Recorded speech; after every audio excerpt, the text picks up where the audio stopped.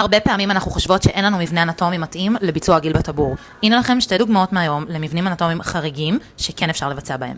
זה הטבור שאנחנו עושות היום, כמו שרואים, קצת בולט החוצה. עדיין יש לנו מספיק מקום מבפנים כדי לתפוס את העגיל בצורה שהוא לא יבלוט החוצה. אם הוא היה קצת יותר בולט החוצה, כנראה היינו אומרים לה לא לעשות, כי לא היה מספיק מקום כדי שהעגיל יתפס טוב. אנחנו בני אדם, אנחנו אף פעם לא סימטריים. תמיד יש את המרכז של הטבור עצמו, ביחס למרכז הבטן שלנו. אז אנחנו כמובן מסמנים לפי נראות אסתטית, אבל לפעמים אנחנו עושים שינויים בהתאם באמת לאנטומיה. אם הטבור זולג שמאלה, אני לא אעשה את העגיל ממש שמאלה, אלא אמתן בין שתי הזוויות. גם פה אנחנו עושים עוד מעט עגיל בטבור, גם פה יש לנו אנטומיה מעט שונה, בוא נגיד, אבל כל אחד מאיתנו כמובן הוא שונה. הטבור פה הוא טיפה יותר סגור פשוט.